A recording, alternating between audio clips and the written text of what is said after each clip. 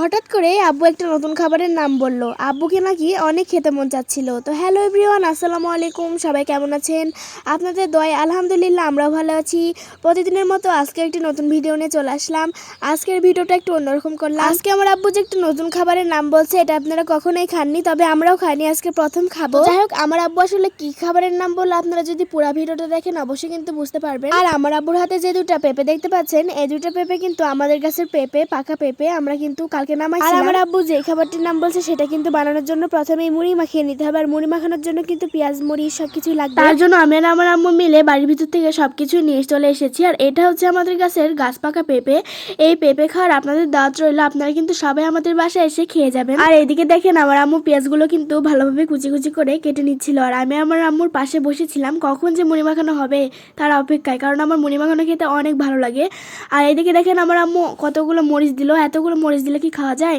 এই মরিচের কিন্তু অনেক ঝাল। আমার আম্মু কিন্তু এই হাটের দিন বাজারে গিয়ে কিন্তু মরিচগুলো কিনে নিয়ে এসেছে।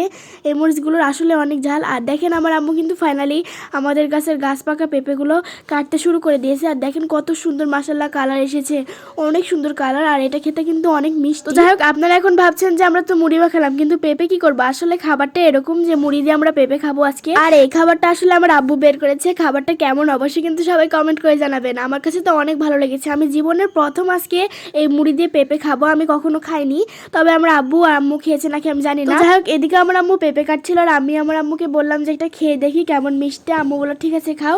আর দেখলাম এত মিষ্টি, সেই মিষ্টি।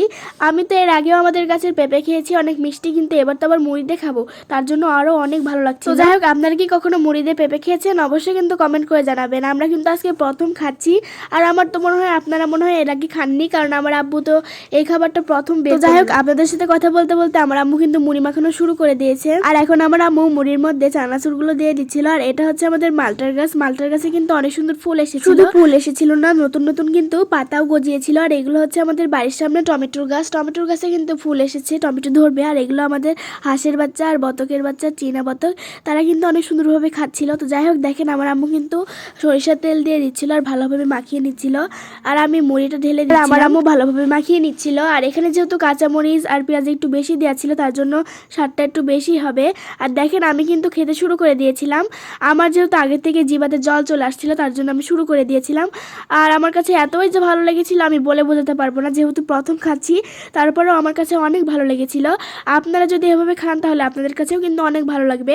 আমার আম্মুও কিন্তু খেতে শুরু করে দিয়েছিল আর আমার আম্মুর কাছেও কিন্তু অনেক ভালো লেগেছিল। তো যাই হোক, আমাদের ভিডিওগুলো আপনাদের কাছে কেমন লাগে অবশ্যই কিন্তু কমেন্ট করে জানাবেন। আর আমাদের আরো নতুন নতুন ভিডিও পেতে সবাই আমাদের সাথে থাকবেন।